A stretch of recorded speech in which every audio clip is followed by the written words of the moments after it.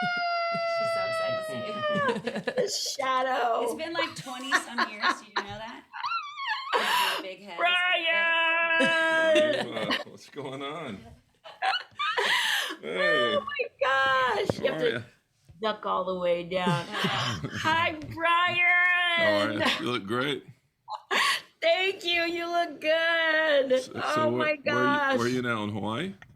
I live on Maui. Rhema's mom's with her right now. She's 90. She just left. She left last Thursday. Oh. Rhema, I don't know your mother, but you look like you're 27. You do. You look exactly the way I remember you when we were all in Atlanta. Oh my gosh. Well, thank you very much. Yeah, No, I turned 60 last week. God, Rhema. Did you really? Shut the fuck up. You do not look 60 at all. No, I'm 30. Yeah. I'm 38. But Liar. Of course you are. He was 38 when I knew him. Exactly. I hit pause. Just stopped I it. like that. That makes sense. No more birthday parties. Right? Keep my old driver's license from Georgia. Stand still with time. All right. I love you. It's good to see your face. Love you too. Good to see you. I'm glad all this worked out. Awesome. Thanks for coming to say hi. Did you mostly talk about me and being a great boss and all that during the podcast? Or did you talk about yoga? That's the only thing that we have talked about is you the last hour-ish. That's good. That's good. Yep. I don't even do yoga, just so you know. Not yet. Not yet. Not yet. We'll see you soon. Yeah, I'll get into it. It's good to see you. You look amazing. Good to see you. Thank you. All right. Bye. All right, take care.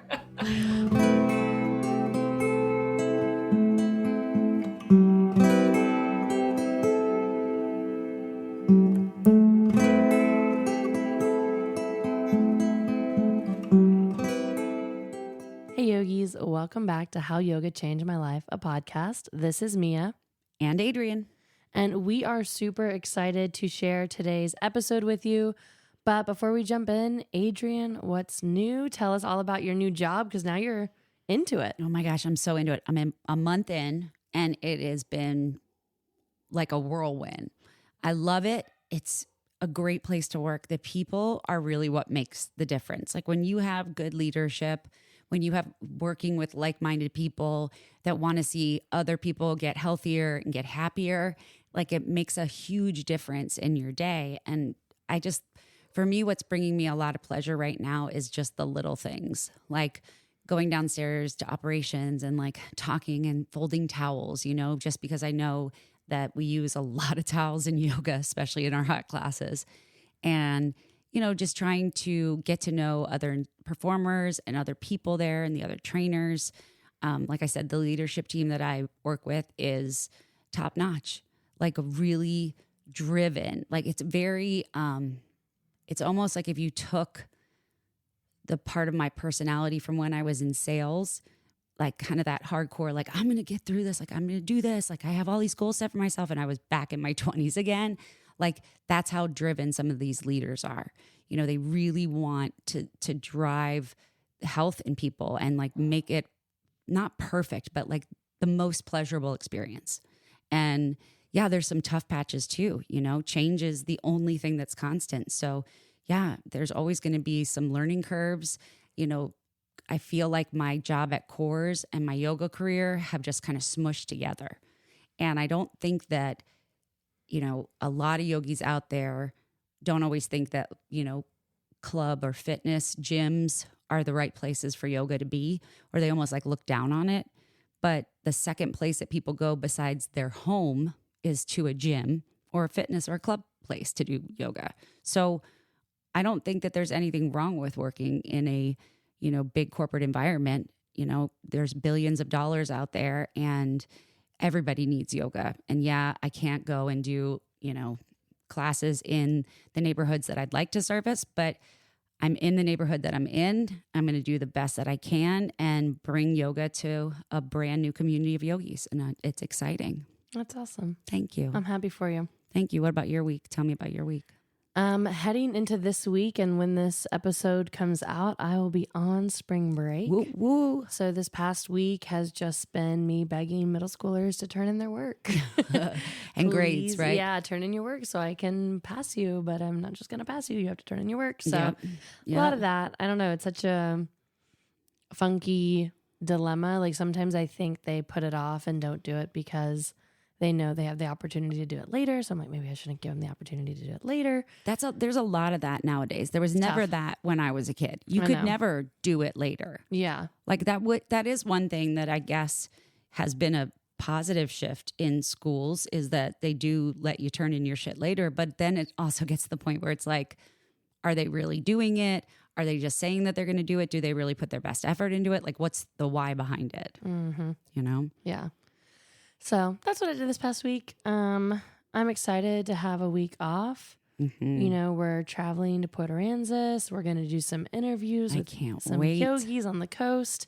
I'm super excited for that. I'm super excited to just be on the beach. Yes. Super excited to read.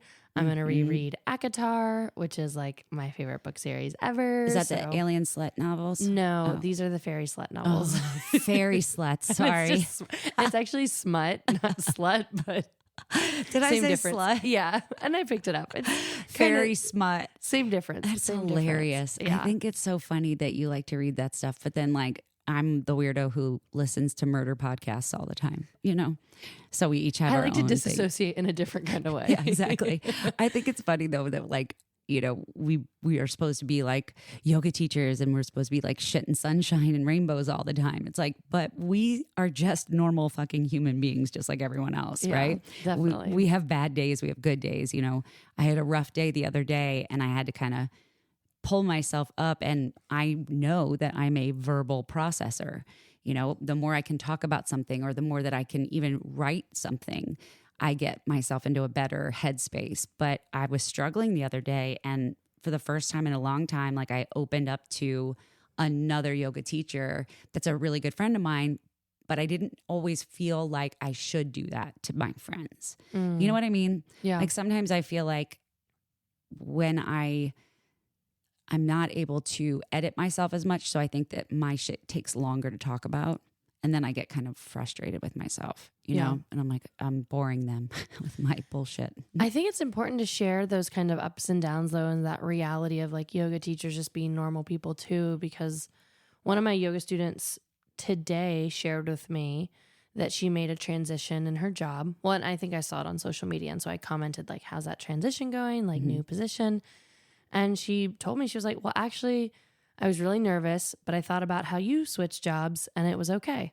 Oh, wow. And I was like, yeah, it was okay. It's okay. Exactly. Wasn't okay at the time, but it's okay now. Yeah. Well, and because I've been very transparent about, you know, my first couple of years in the classroom and how hard it was, and Yeah. then leaving Yeah. and how hard it was leaving, and then how hard it was to make the decision to go back. But this year back has just been amazing for me. Yeah. You're at the right place at the right time. Definitely. And so I think kind of sharing those tough moments, and that, you know, you can make a transition and not know if it's going to be okay, and Yeah. just trust it. And thankfully for her, it's going really well. So Emily, if you're hearing this, I hope it's still going well. Absolutely.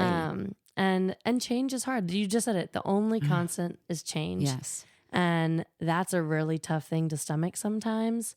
But change can be really good. It can bring on growth. It can bring on new opportunity and transformation. So It really can. And a lot of times it is being okay with the fact that, you know, the first 6 months in any job is going to be uncomfortable.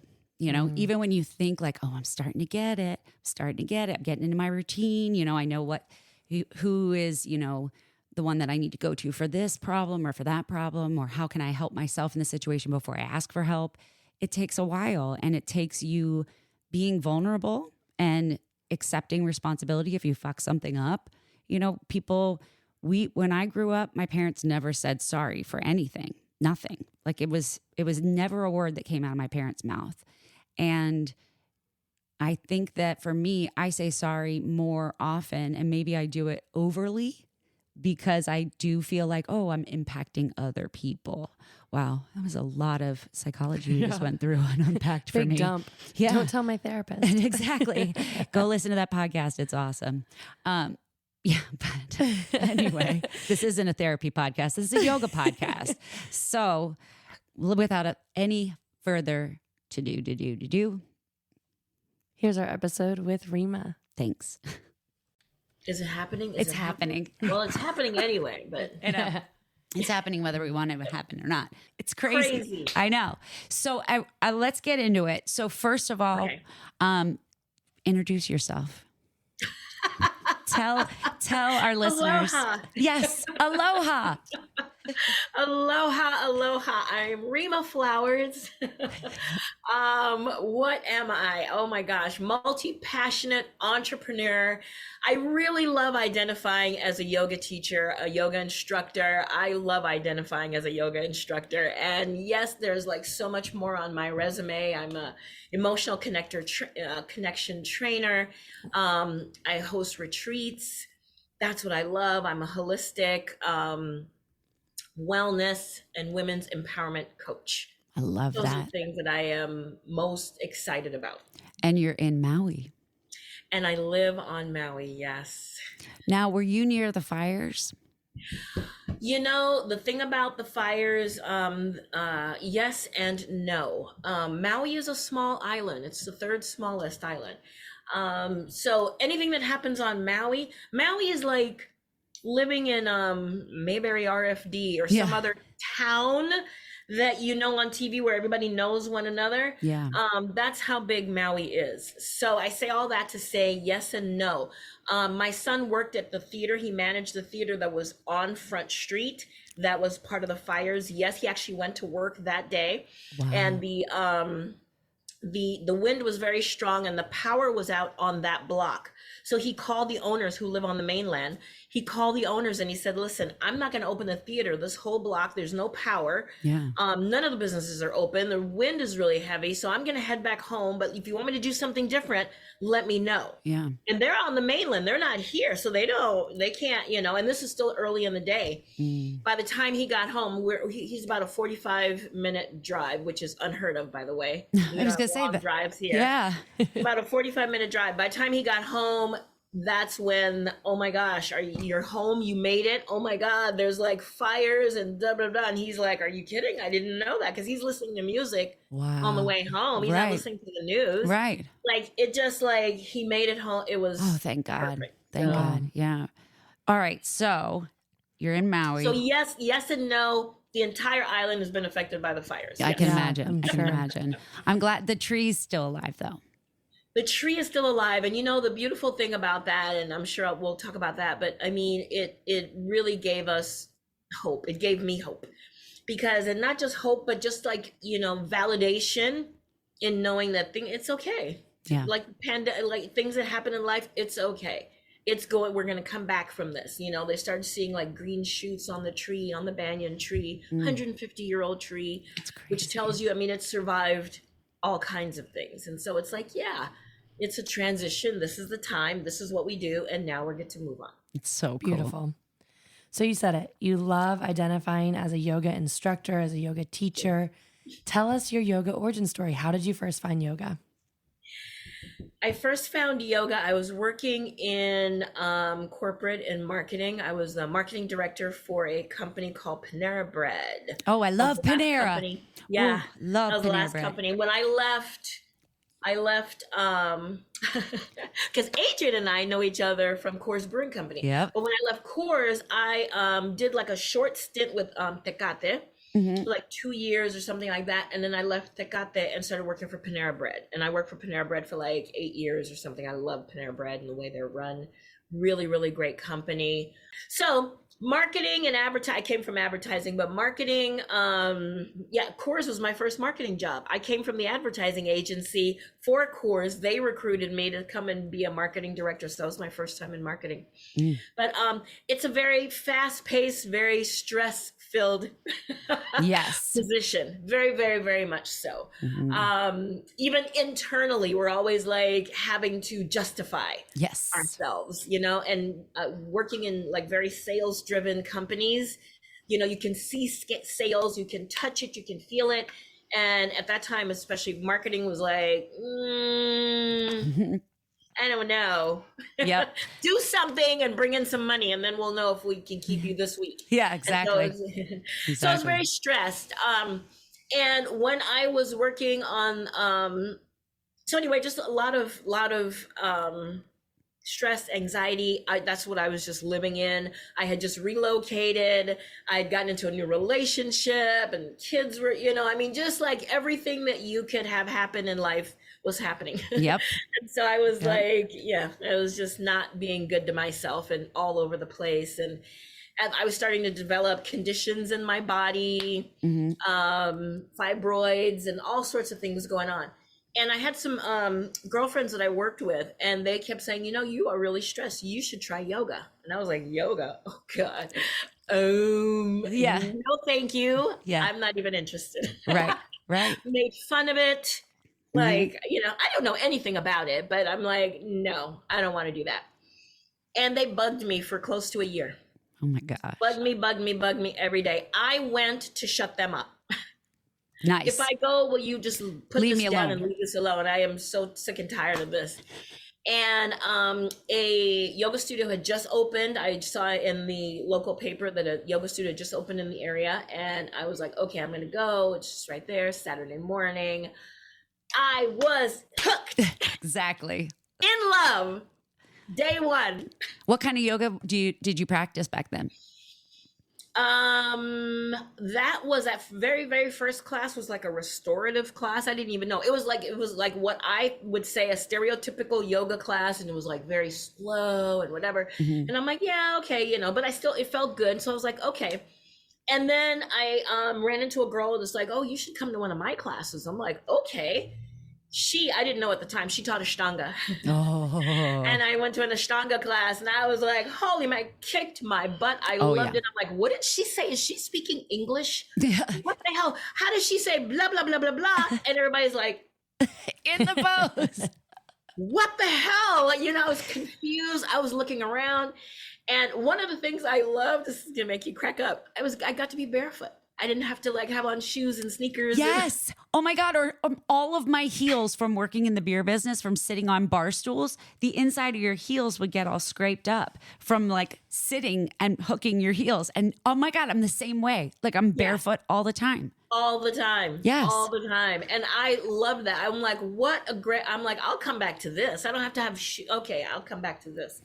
And that's how it started. And Ashtanga, hooked. I loved the discipline of it. I love doing the same thing each time and learning and watching my body change and become, we run around in yoga clothes now and stuff, but it wasn't that long ago. I would leave the office, get to the studio, change into yoga clothes, do my class, go to the bathroom, change out of yoga clothes to drive home. Yeah. It's so funny. Yoga clothes, I own mostly yoga clothes. It's all we own. Oh, we're going to go somewhere nice? Uh-oh. Exactly.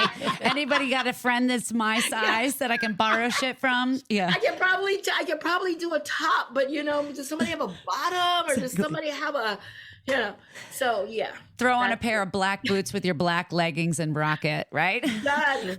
This is a yoga top. Oh my God. I know. It's hysterical.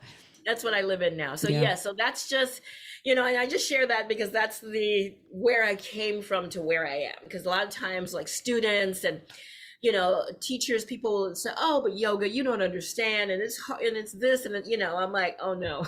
I get you, sister. Yep, exactly. And it's a vulnerable space to be. So walking into the studio and not knowing what's going to happen is the scariest thing. And people are so vulnerable and they know they have to be open to it. They don't want to be. Yes.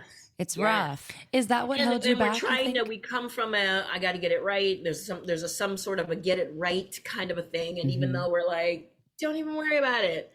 Do what you can. Yep. Use the block, whatever we say. They're like, no, because that person's doubled over. And so I got to do that. And yeah, it is. It is a very vulnerable space. Let me ask, what do you think it was that you were so resistant to for that year of them bugging you? What kept you from going in?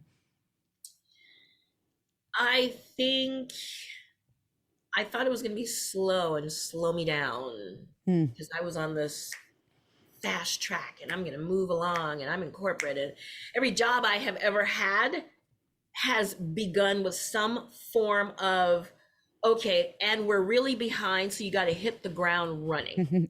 Yeah. Right? No time for Like, training. no, yeah, we'd love to, but you gotta, so we're gonna accelerate. And I mean, like, those are the words that every single job I've ever had. Yep. Yep. No one has like been like, hey, let's just, Take a breath. get you trained. Let's get you trained. Let's get you up to speed. Let's start with this small project.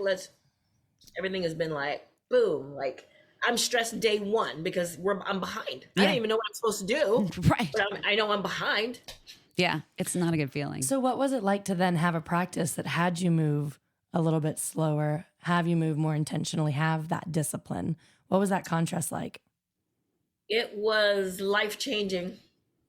I started noticing little things. I kept coming back. I felt really good during the class, even with all of the confusion and whatever. And I started noticing I slept better. I would toss and turn, and I did this for years, toss and turn, wake up, and I had the notepad because I don't want to forget this, and I didn't call that person back, and right, like that's how I slept. That's how, a lot of people around me slept like that. Yeah. And when I started doing yoga, I noticed I started sleeping through the night. I'm like, Yeah. look at that. And so just little different things. You know what? One thing I noticed that I thought I didn't notice it till way later, but I had stopped making long-term plans. Tell me more. Yeah. I was, like, oh, we're going to go to so-and-so's wedding next year. We're going to let's plan a vacation in 2025, or, we're going to stay here and then we're going to move to New York for 5 years. I didn't have anything. I had I feel like I was in a survival mode or something. There was no time. I didn't have that perception of, time. Let me look at that.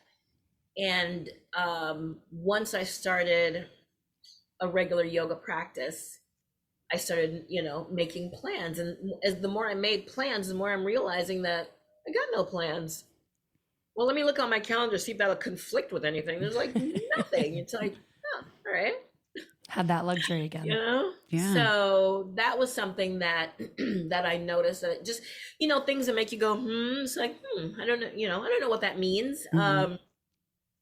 And that's curious that's where I was. I feel like I was on a trajectory that wasn't going to have the outcome that I wanted. Right.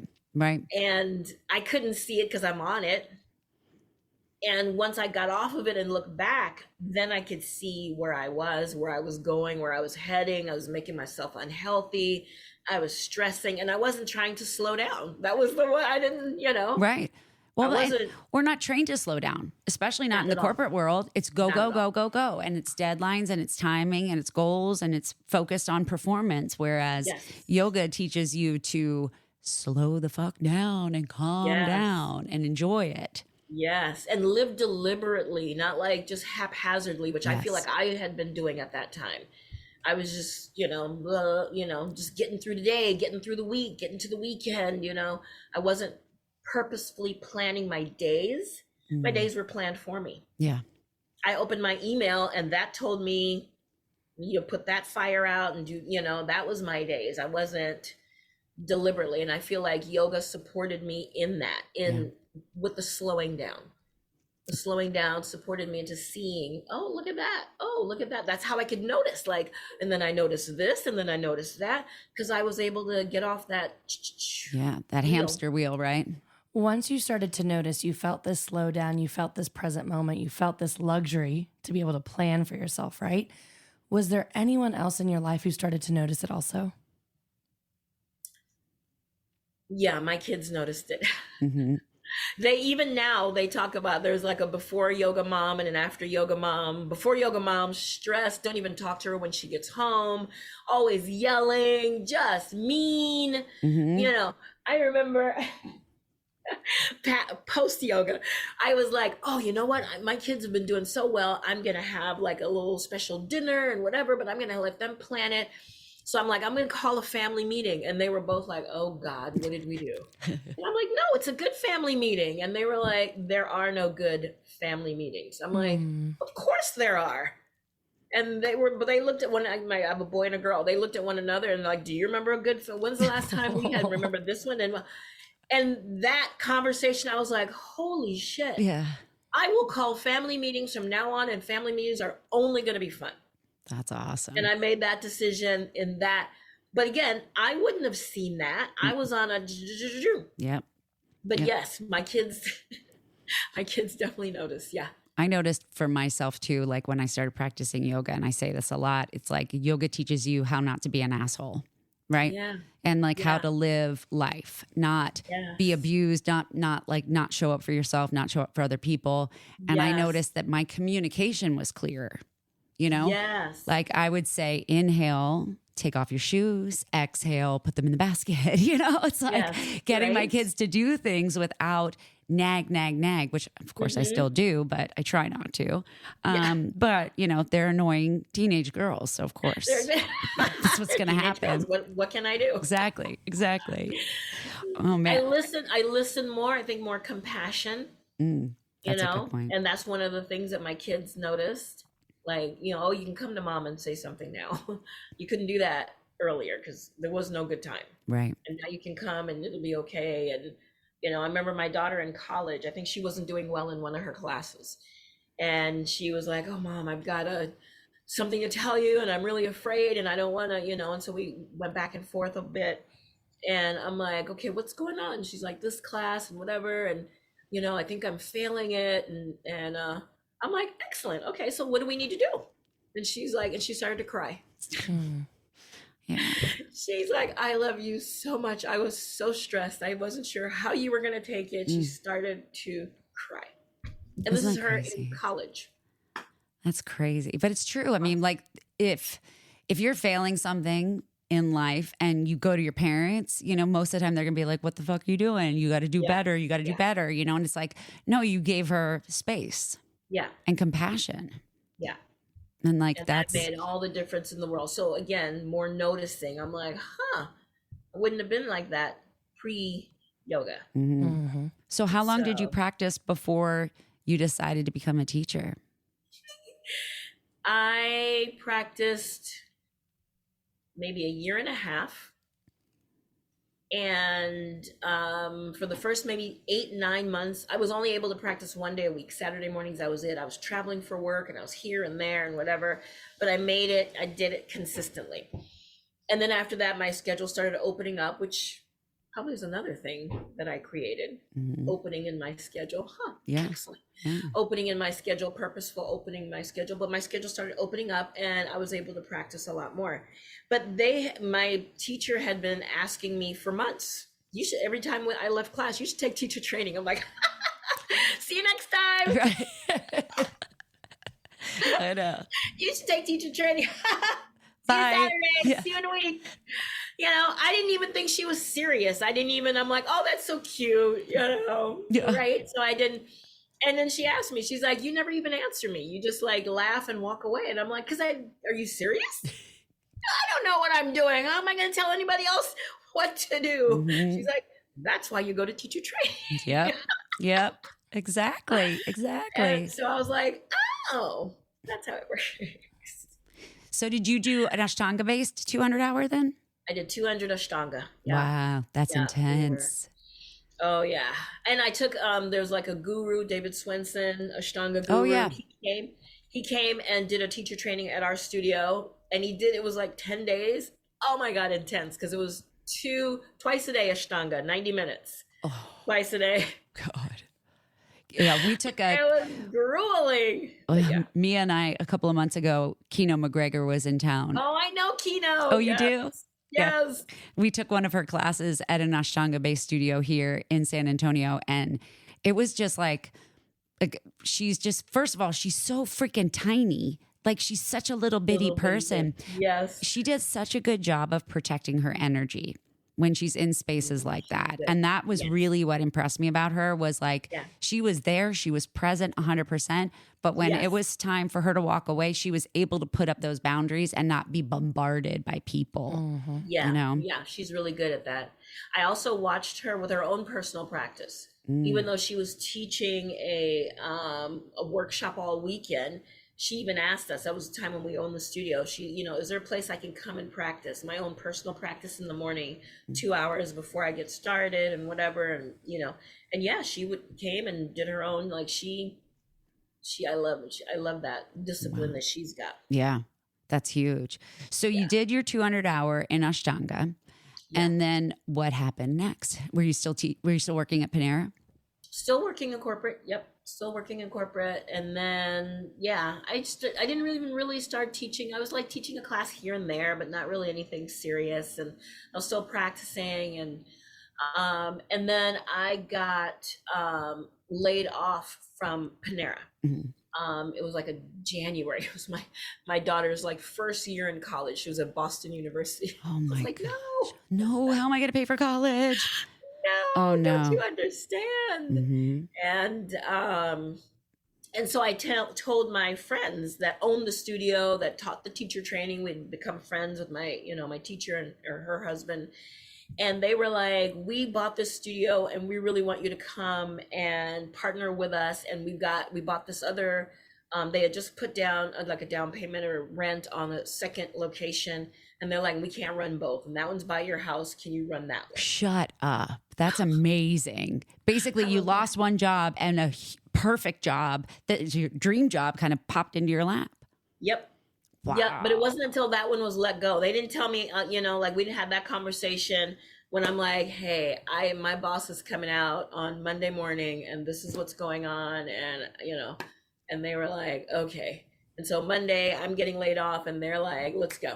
Wow. They started like doing whatever construction they had to do on that studio. And I stepped in. No time for training. Jump in. We're behind. Just kidding. Yeah, exactly.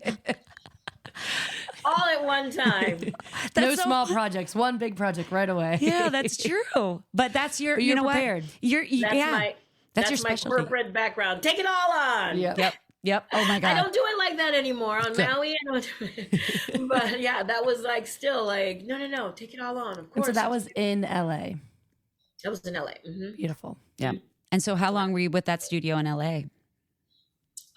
We had that studio for maybe 15 years. Wow. Something like that. We closed that studio the year before the pandemic hit. So we didn't know any about any pandemic or whatever, but the couple had, in that span of time, they ended up having 5 kids. Wow. With 2 studios, that's like 7 kids. Yeah, exactly. And it was taking its toll on their marriage. And they were like, we have to step away from ownership or else, we're just like not doing well. And then I ran one studio for about a year. And then I was like, this is just, it's too much. It's a lot. Mm-hmm. It is. By yourself. It is a lot by yourself. And so I let that go. And then I took a year off, year and a half-ish off, like nothing.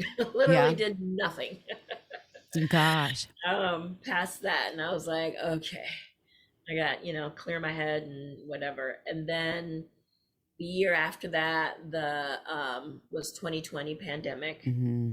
And I was in this transformational leadership program. And they were like, and I took the program and I went back and I coached for them and I took the PhD level of that program. And that was the end of 2020. And they're like, what's next? I'm like, oh, it'd be great to just go sit on a beach and just clear my head. It's been a rough couple years. And they're like, well, go do that. And I'm like, we're in a pandemic. We can't travel. This is like before the masks, everything. And right. I'm like, we can't travel. Right. What are you talking about? And they were like, you are in a program on possibility. How can you make that happen? I'm like, okay, well, I don't know. And I had my girlfriend, my yoga teacher that we owned, that her and her husband had moved to Maui. And after they left the studios or whatever, they went and worked with Kino for about a year in Florida, and then they moved to Maui. And she had just come home 2 weeks earlier and said, you've promised to come for the 2 years I've been here on Maui. You've never come. What the heck? Mm-hmm. And so I'm like, I call her up and I'm like, hey, is that, invitation still open? And she's like, are you kidding me? I just gave you this long speech 2 weeks ago. Yeah. Keep your butt here. And I, 2 days after that one conversation, I bought a ticket to Maui and I left 10 days later and I've been here ever since. Wow. Did you like pack up everything and go, or were you just like, I'm going to go visit first? Yeah, I'm going to go visit. First, I had no plans to move to Maui.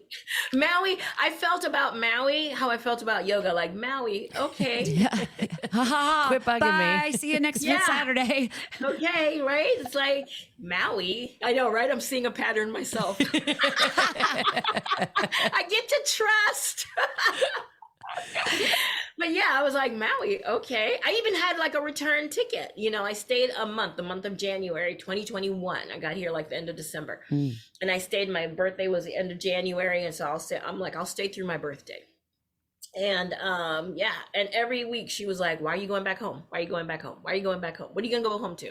And I'm like, no, I've got like responsibilities. Yeah, exactly. I'm a mom. I got to go back to the States. I gotta, and she's like, anything you can do there, you can do here. Mm-hmm. And yeah, and I called my son because we shared a house in LA. And I'm like, that crazy girl, she's trying to talk me into staying. And my son is like, if you're moving, I'm moving with you because I need a change in life. I could use it. If I've always wanted to go. I'm like, let's do it. That's awesome. That's awesome. And it was that kind of a conversation. It was like no fanfare or whatever. And it was really one step at a time. Well, okay, let's, you get out here then. you know? Yeah. And let's, I guess, find a place to live and let's buy a car and let's, find a job. I mean, like, It was one step at a time, literally. I feel like still. Wow. So the same people that you worked with in LA are down in Maui. Did they open a studio down there? They did not open a studio here. They got divorced. So I hang out with, both sides and the kids and everything. I got awkward. Very, On the tiny Maui. very. And then there was another lady here on the island and she was friends of the mom. And she wanted to open a studio. So she called that girl and said, hey, do you want to open a studio with me? She's like, absolutely not. She called me and I'm like, no. And she called the husband and he's like, absolutely yes. No way. That's so funny. And I teach at that studio and, and they're like, come and do, I did ownership. I'm doing ownership with them, but I'm like, yeah. Yeah. That's good though. It's like I want to teach piece. And yeah, you guys run it. I don't really, Yeah. So Wow. it's a really pretty studio. Oh my gosh. But I like to teach, and so there it is. So how many classes a week do you teach? Do you teach a lot? No, I teach 4 classes a week. That's perfect. So 2 on Sunday mornings and 2 on Friday mornings. And are they Ashtanga style yoga?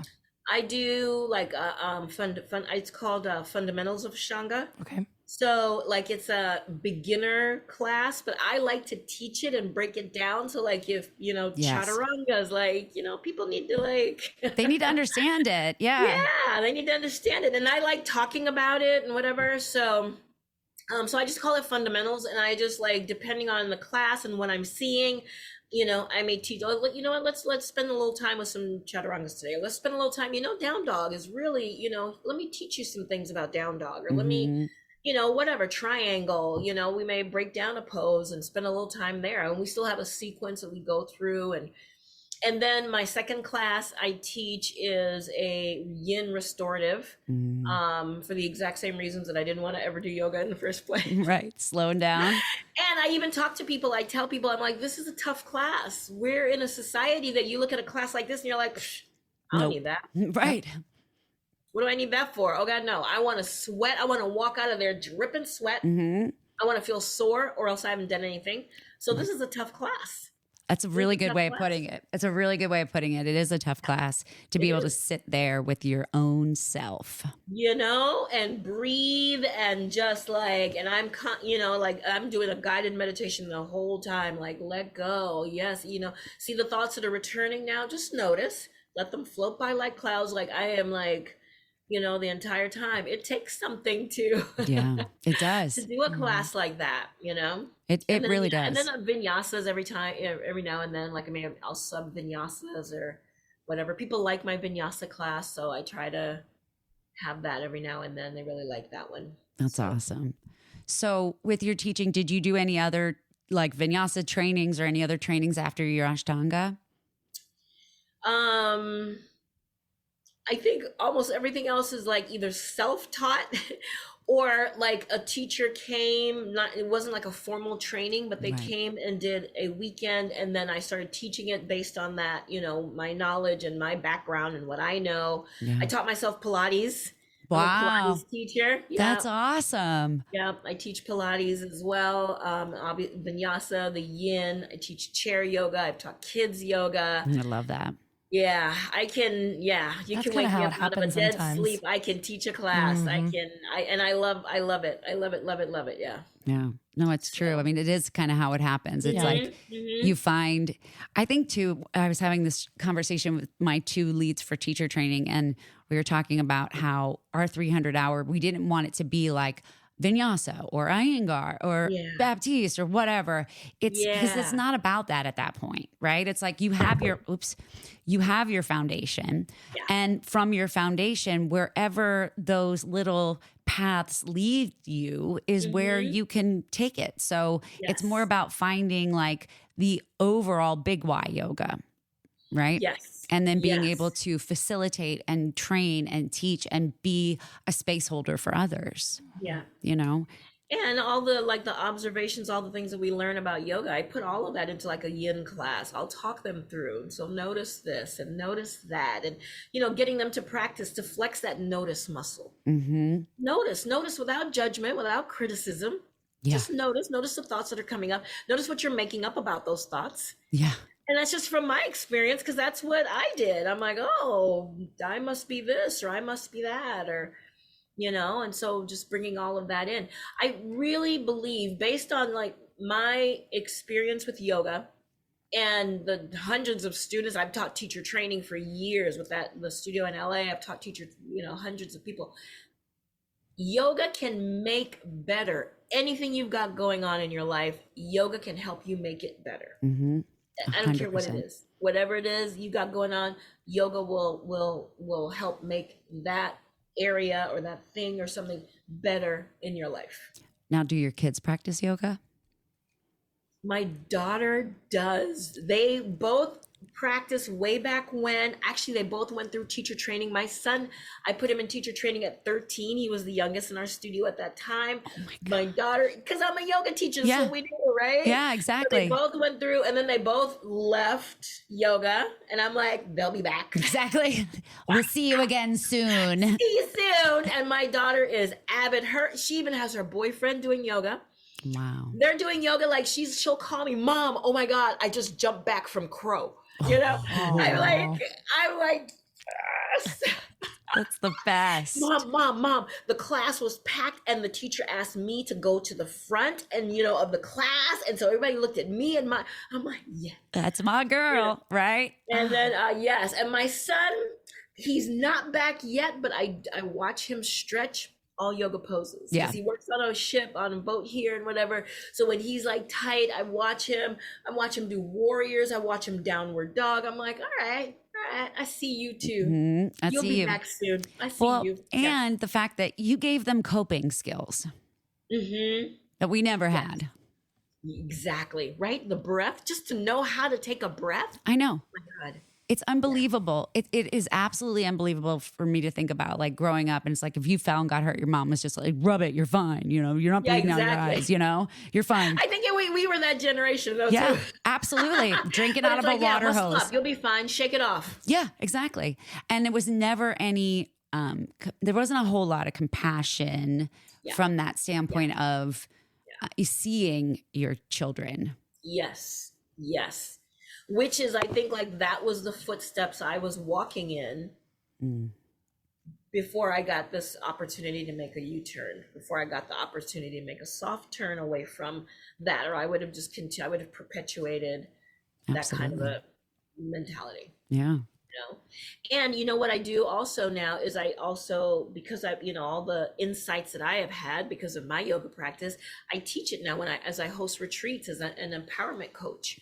You know, all that came from the observations I came out of yoga, you know, and retreats are about like my avatar or my ideal client are people like me that were either still in corporate, maybe they're mompreneurs, maybe they're running a family empire, whatever, but they're women who are out there and they're freaking making it happen. And they, and they know, they get to give to themselves. Cause I knew back then, I just didn't have time for it, but I knew intuitively that I needed to do something different. This is not working. But I didn't know how to stop life, how to slow it down, what do I do? I've got no time. Like I teach courageous self-care. I teach women how to incorporate self-care into their lives, especially when they feel like they've got no time. Yeah. Especially when they feel like they've got no time. I think it's so interesting you say it that way too. It's like, I don't have time. I don't have time. Like I hear that so much from people. Oh my gosh, yes. And it's just like, you do have time. You're wasting time during your day and you know you are. Even saying that. Yeah. You're wasting time even saying I don't have time. Exactly. And that's where I was. Like I had to shift my perspective, but I had to shift that mantra. That's where it started. I started every time I said I don't have time, that would be my indication to shift it, to say, you know what? I do have time. I have time to do everything I want to do. I have time to do everything I need to do. I have more than enough time. And then I started moving into that. I didn't have that one right away. I started moving into that. But I started with, I do. I have time. There's more than enough time. It's a great equalizer. Yeah. I was going to say, it's such a tough cycle to break. I think Adrienne knows my first year of teaching, that is when my yoga practice, and my first year of teaching middle school is when my yoga practice dropped off heavily. And it was one of my coaches, Naisha, who said, well, what about your yoga practice? And I was like, what about it? Why are you bringing it up? And why are you saying that? And she was like, well, I think you should probably try it out again. And I was like, oh, okay. And luckily I had that memory of what it was like to have a yoga practice and to be able to fall back on it and go back to it and say, ooh, I left it and now I'm coming back. But what do you say to people who are in a place like you where they've never slowed down, where they've never had that opportunity? Like, how do you convince them? How do you promise them that this is on the other side? Like, what do you say? It's true. I start with the breath. I'm like, anytime that you use your weakness, your opportunity as your strength. So if your mantra, whatever you're saying out of your mouth, I don't have enough time, I don't have any time. Anytime you hear yourself say that, take a breath. Maybe it's just an inhale. Okay. Then you work up to an inhale and an exhale. Then maybe you work up to 2 breaths. Then maybe you work up to 3 breaths, to 5 breaths. I love that. And work up into taking breaths and let that, like for me, what I did, I used it as the catalyst to say, yes, there is enough time. That's all I could start with. I don't have any time. Actually, yeah, I do. Yeah. It's funny you say like that. I don't have time. Mine was, I'm so busy. Because like anytime someone would come and say like, hey, how you doing? I would say, oh, I'm so busy. Yeah. And I looked it up in the Urban Dictionary, and busy is saying that you don't have time for someone else because you're more important, right? In the Urban Dictionary. And busy means I don't have time. Your shit is not important. Yeah. And then I would hear people say, I know you're busy, so I didn't want to call you. And I was like, oh no, I can't live like this. Yes, so busy is a 4-letter curse word to me, right? Like busy is saying that I'm too important, you're not. Yes. And that's not the way I show up in life. And I finally started saying like, no, when people would ask me how you doing, I'd say, I'm happy. And I would flip it. Just like you said, it's a flip of the narrative that we keep telling ourselves over and over and over again. Yeah. And it's not about you criticizing yourself or berating yourself or getting mad. Oh, you're so stupid. I can't believe you're saying that. It's just noticing. Oh, I'm so busy. You know what? That's not who I want to be in the world. I want to be and I get to practice who I want to be. Yeah. I don't want to be someone who's too busy. I've already done that. Yeah, Check that exactly. box. Check. Live that. Yeah, I already got that. So that's awesome. But yeah, so yeah, I that's one of the tools I use is, what is the mantra you're using? Like use what you got going on to shift. And when you can see more, you'll do, right? You do more. Yeah, that's so true. So how did you get into the retreats? Were you doing those in LA or did they come up in Maui? I did those. We did those at the studio in LA. Mm-hmm. And I've led several retreats internationally, and then just a few domestically. We went to Belize twice. We I went can't to believe it. Sorry. I always have to better say Belize it. You got to believe it. That's Brian for you. He always does that whenever I say Belize. Oh, does he? So My sweet. whole family's from Belize. I know. That's right. That's right. Mm-hmm. And then Jamaica and stuff. So when I came here to Maui, I'm like, Maui is the heart chakra of the world. That's what Maui is known for. So when you come to Maui, there are a lot of light workers here. So everybody, you know, like I feel like, you know, when you're in LA, everybody's an actor or Yeah. actress. Yeah. So here, but working as a waiter, you know, Yeah. Pay the bills. But and here everyone is a massage therapist, a yogi, you know, yoga instructor. They run retreats. They do, you know, Reiki. They do some form of light work. Mm-hmm. And my intention is to bring people here to see the beauty of Maui. I love living on Maui, and because there's so many light workers to, like, you know, have us like all win. You know, I've got friends that do different things. I've got, you know, a friend that does massage therapy. So like if I do retreats, it's win-win-win. There's economy that's brought to the island, especially after the fires. The economy took a real dip, because they really did close Maui after that. And they just opened it in November. And so we're still like, small businesses are still like feeling from that. But it's like a win-win-win. It's economy brought to the island. It is, you know, it's like the people that come to the island, like the more you enjoy yourself, the more that we win. Yeah. You're gonna get a massage. You're gonna get a massage. You're gonna get a facial, because I've got a friend that does facials, and you know, and you're gonna eat clean because I've got a couple of friends that are chefs, and they're gonna come and they, you know, and they're like, and there's a lot of people that donate their services, or would donate part of their services. That's awesome. You know, it's just like, it's a very generous place, and so like hosting a retreat here, you know, brings like my clients and my coaching, you know, people and, you know, their family and friends to a place where they're just going to get poured into. And so that's what I teach, how to pour into yourself, what it could look like. And here's, you know, and then they even get recipes and tips and whatever, and like a little book to take home. Like, here's what you can implement once you get back home. Yeah. So you have something to take with you.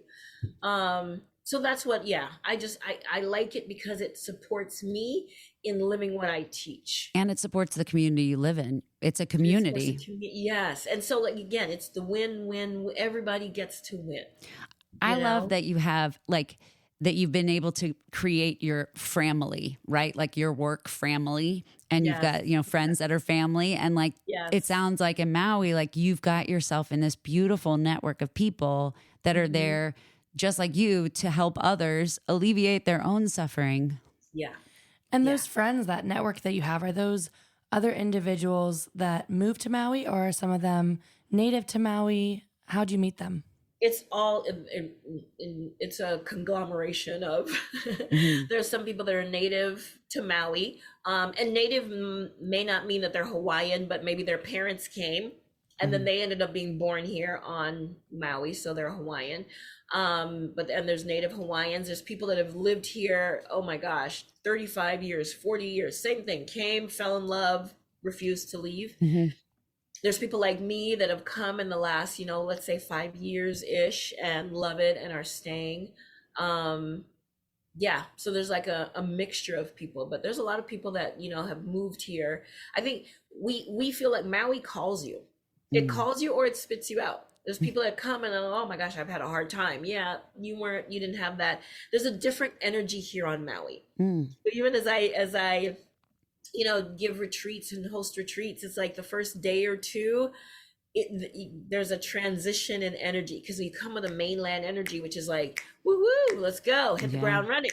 Maui by itself, its energy will slow you down. I've watched it. It did it with me. It did it with a bunch of, you know, it like, Maui's like, cool your jets. You're not coming here with that type of energy. And your luggage will get lost. Your car won't be ready. It's something that will stop you. That's crazy. Yeah, That's crazy. And so when you come and retreat with like me or somebody that knows, we know how to support that energy. So you're Acclimation. not stopped. Yeah. Yeah.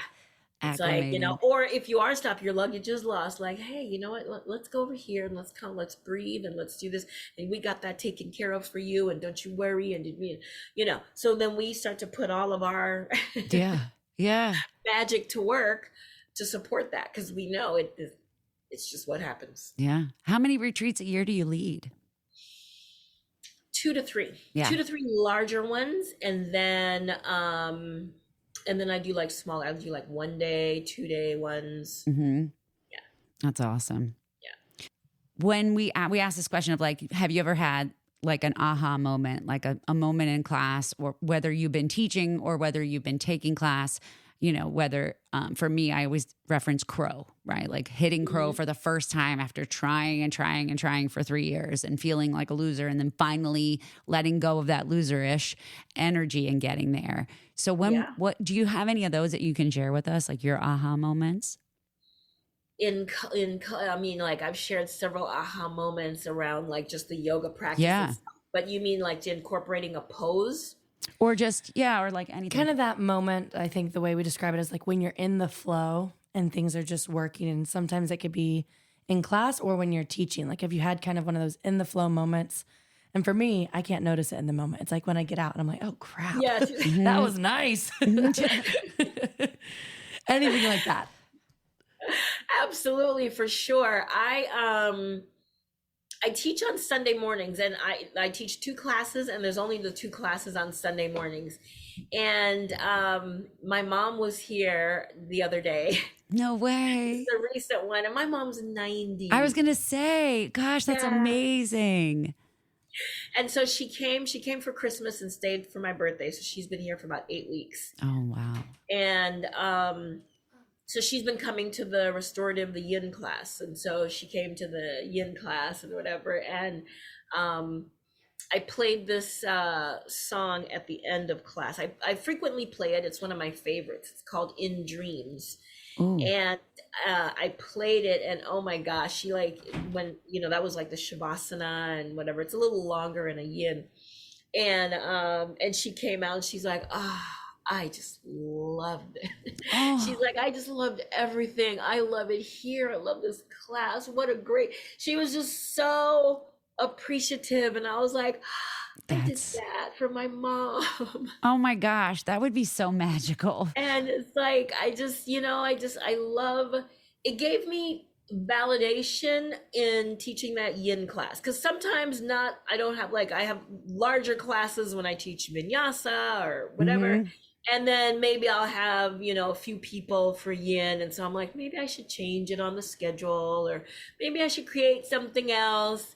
And every time I think that, something like that happens. And that was like my nod to like, no, this is a healing class. You love it. You're not teaching it for a bunch of people, right. You are teaching it because it also serves me. Yep. It also allows me to pour into me. And so I'm like, yeah, I'm doing the right thing. Everything about it feels right. That's amazing. And so, I think just being aware, yoga allows me to be aware. I love that. It allows me to be, yeah. What can other people learn from your story? What can people learn from my story? Oof. Trust. Give something a chance. Yes. Don't just wave and say, see you next week, right? See you next week. Especially if it keeps coming up for you again and again and again. I'm a big fan of Abraham. So like if something keeps coming up for you again and again and again, it's like, okay, universe, a house doesn't have to fall on me. Okay.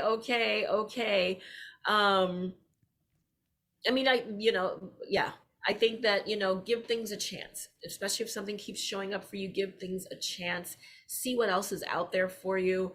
I think the other thing I'd love to leave people with is, when you notice stuff, like don't necessarily make it's not a bad thing. Yeah. Like if you can release the judgment around it, the expectation, the criticism, the blame, like if you could just release it and just take a look at it objectively. Yeah. Without And the just emotion see. and without the ties of whatever Yeah. And just past. kind of see, like, okay, what could it teach me? Is this a lesson for me? Mhm. Is something trying to get through? What if it was a past you or something? I always Yeah. play around like a past you that's like trying to like get your attention. Like, no, don't do that. Like Exactly. throwing stuff off of shelves so you're late for what? That's so true.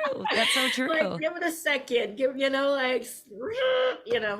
it down a second and just kind of take a look and take a breath. I love it. Always about take a breath. Take a Oh, breath. man. Beautiful. Where can our listeners find you? Woohoo! Instagram, I play there quite a bit. Rhema on Maui, and there's an H in my name. RHEMA. Rhema on Maui. And I'm always, they can get retreat information at goddessretreats.info. And we're back. I hope you could pick it up via audio, but Rhema has such a light and beautiful energy. And hopefully we're going to include it here. So you've heard that little interaction between her and Brian. Like, they haven't seen each other in years, and the way they're just able to pick up and laugh and have a good time is just so representative, I think, of her energy. Because this is my first time meeting Rhema, and it was great. Mm-hmm. It was instant ability to connect with others and have a very authentic conversation, which I hope translates via audio. And I know it will. It will. And so, wow, thanks for bringing her on the podcast, Adrienne. I know. I like that. To me is just magic of the universe, right? Like, here's somebody I knew when I was really young in my 20s, just starting off in this big corporate job, wearing high heel shoes and, carrying a briefcase and traveling all over the country. And it was like wonderful and amazing. But just like Rhema said, it's a lot, especially if you don't have a good, way of handling your emotions or handling how you're feeling and really being accepted about it instead of being rejected by it, And for me, like, getting to reconnect with her, like you said, it was like nothing's ever happened. Time hasn't passed. She looks exactly the same. She's always been the most light-hearted person. Like, she comes in the door, she's got a big smile on her face. Like, her smile, she's one of those yoga teachers that I bet you anything her students will agree with me is that when she's teaching and their eyes are closed, they can hear her smile. I had a teacher in Chicago, her name was Ebony, and anytime that she taught, I could just hear her smile. It just brought chills to my body. Like, Rhema's got that same energy. And to see her go from, where we both were, she was in marketing, I was in sales.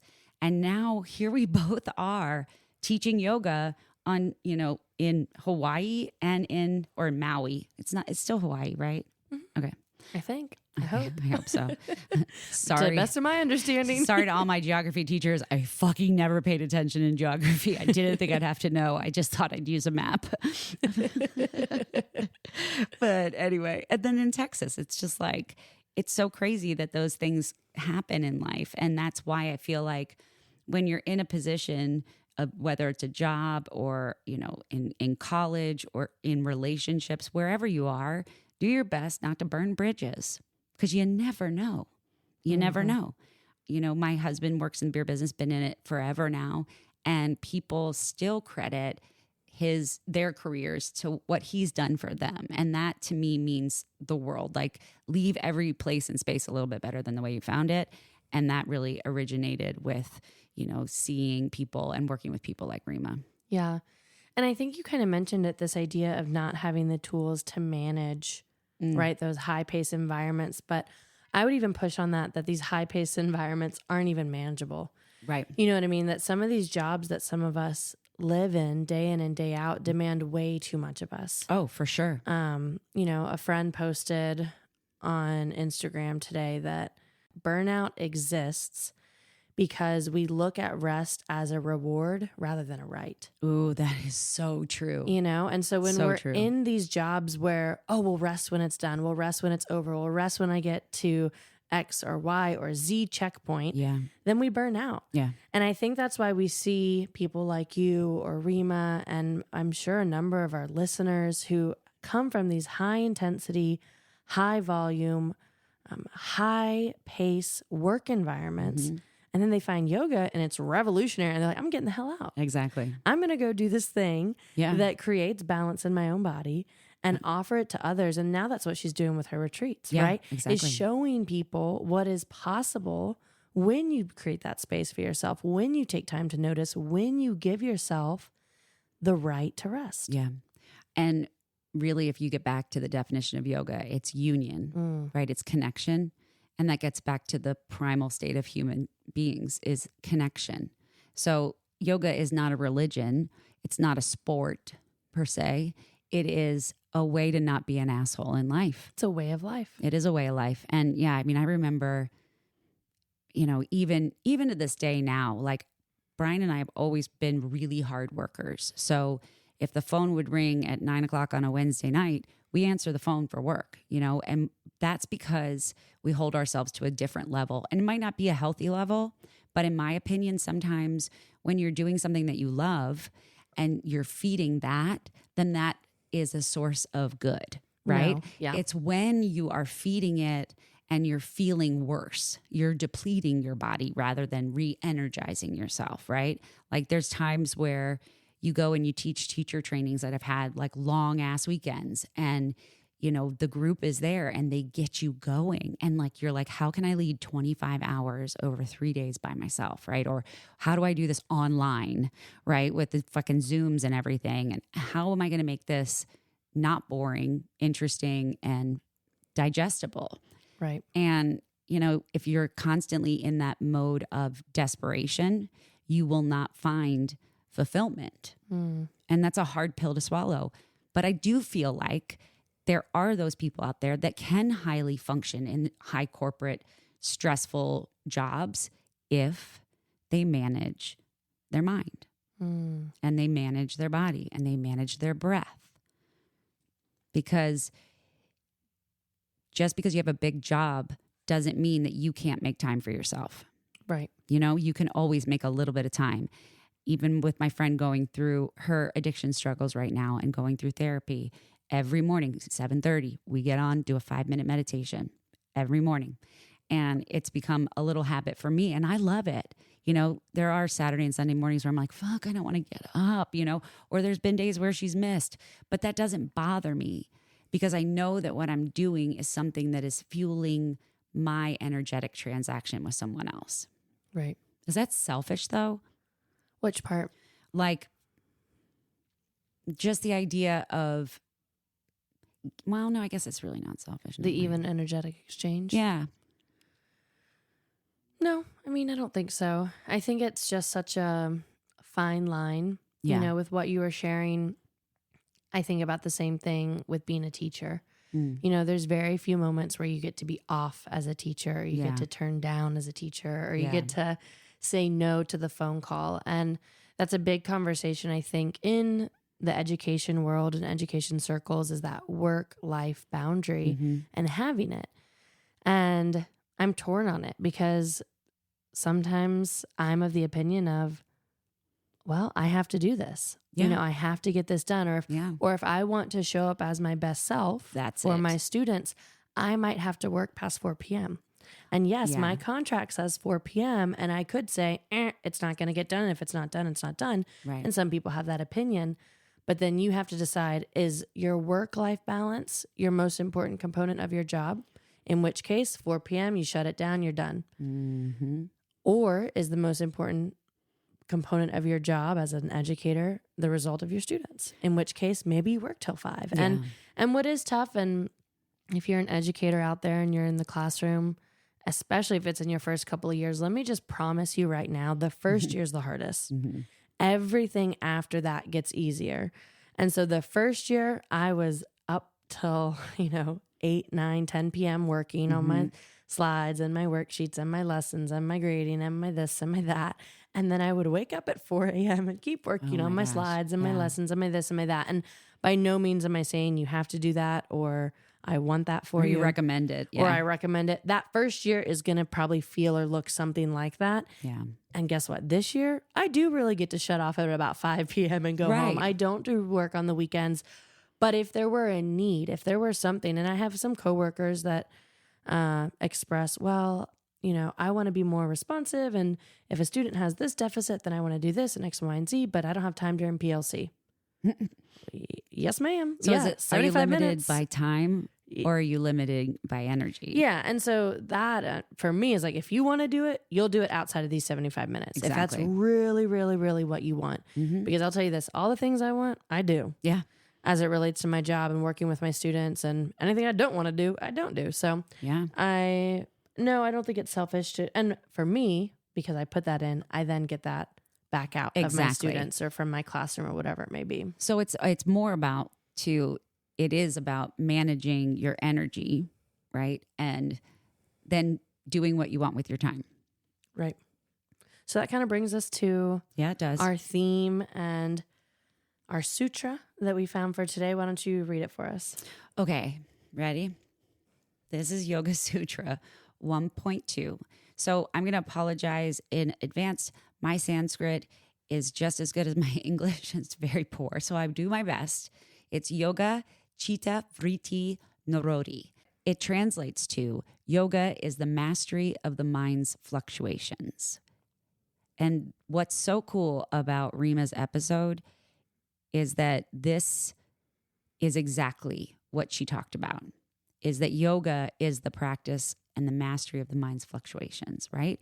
So it's learning how to notice and notice that it's not bad to notice things, right? Or to notice something and not label it as Without bad. judgment, right? Without judgment. Yep. And so from this wonderful little book that Mia and I love to reference, it's called Living the Sutras by Kelly DiNardo and Amy Pierce Hayden.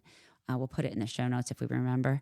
They put the greatest adventure of our lives is discovering our true nature and who we really are. And it's like we tell ourselves who we are, right? I'm a mom. I'm a yogi. I'm a vegan. I'm a pescatarian. I'm a teacher, you know, whatever the labels that we want to put on ourselves, right? And that's not who we are. You know, it's like, why are we here? You know, what are you? Obviously, you weren't created, in my opinion, it's obvious that you weren't created to just sit here and do nothing. You were created with the ability and the consciousness or the spirit to move mountains and make a big difference in people's lives. And I think getting back to the idea of yoga, when we talked about it with, you know, you have this high corporate job, stressed out job, when you think about what you benefit from yoga when you first experience it, that idea that you need to share it with other people becomes such a service. And it is an act of service. You know, it's like we could keep all these secrets to ourselves. We could all tell you to fuck off. You don't need to know yoga. You're too dumb to know yoga. You're not flexible enough to do yoga. Like we could put all those limits, but that is the anti-yogi way.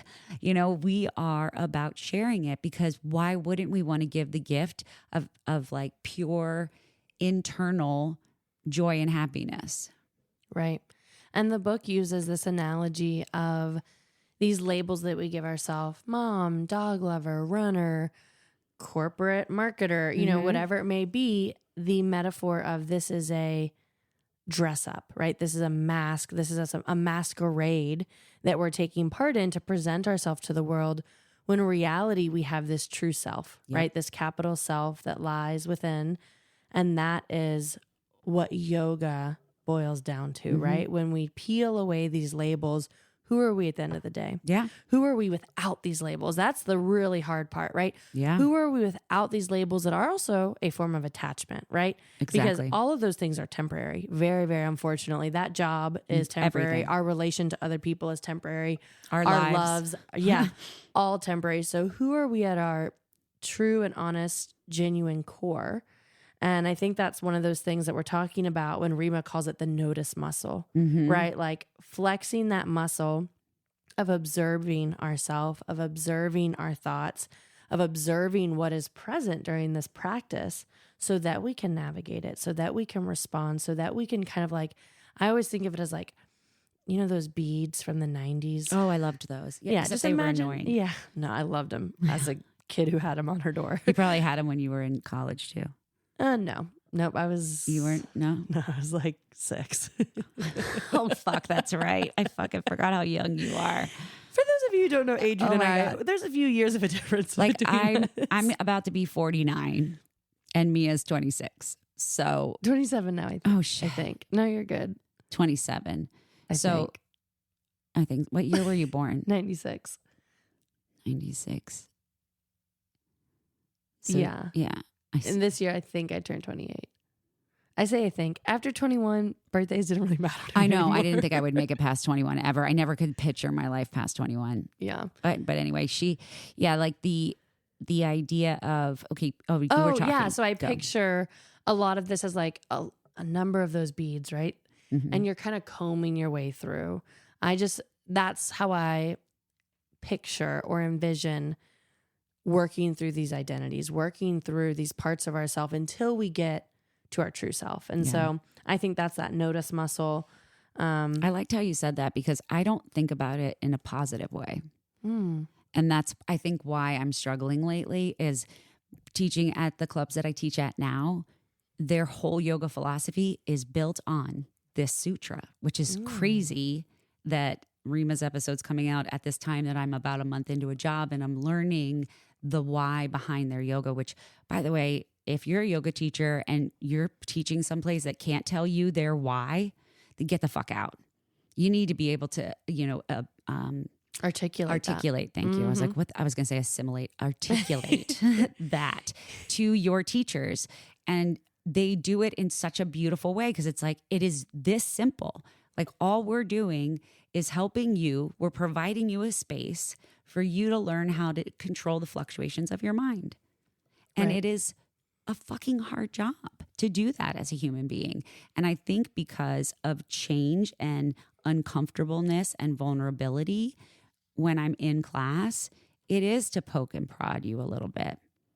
And sometimes I'm like, I don't really want to be poked and prodded today. But then I remember it's my fucking practice. I don't have to be poked and prodded. So I can go to one of those classes where it's super challenging and I'm in a pose and I'm holding it and I'm trying to find that inner endurance, that inner coach. And there's some days where I'm like, fuck it, I'm taking child's pose. Yeah. But it's hard. It is. Yeah, I don't think anyone promised it would be easy by No. any means. But No. I think what is hopefully comforting is that yoga can make anything better, as Rhema said, right? This practice is ongoing, it's continual. And Adrienne says it all the time. She's never come out of a class and felt worse. No. I think I can agree with the sentiment, but Yeah. I mean, I may have cried, and that may have made me feel a certain kind of way. But when you fart, when you yawn, when you burp, when you sneeze, when you cough in a yoga class, cry, that's all energetic releases. That's all it is. Yeah. And so it's not going to be easy, but know that this practice is always here for you to return to, Yes. to work on, to comb through what's present. And sometimes you don't get very far. Yeah. Some days that combing through the work and the mess and your mind is like, oh, I made it 1 inch. Yeah. Some days you get all the way through the curtain Yeah. to the promised other side, and then Yeah. you will find more curtains, I promise. But, Yeah. sometimes it's very slow, and that's frustrating and because you've had those moments where it's fast and you've had those moments where it's revolutionary and you want that. And sometimes the more you want it, the slower it's going to go. Oh, for sure. You got to go slow to get there fast. That's one of my favorite quotes is in order to go someplace quickly, you have to move slowly. Yep. And that's what Rhema did. Like Rhema did not want to do slow yoga. She didn't want to do yin. She didn't want to do restorative yoga, but that was the first yoga that, remember she kept saying like, see ya next Saturday, like she just like, bye, see you next Saturday. Like, yeah, we want to do that in our lives. We would just want to be like, fuck it. I don't want to try today. See you next Saturday. But you gotta take the time to quiet your mind. That's it.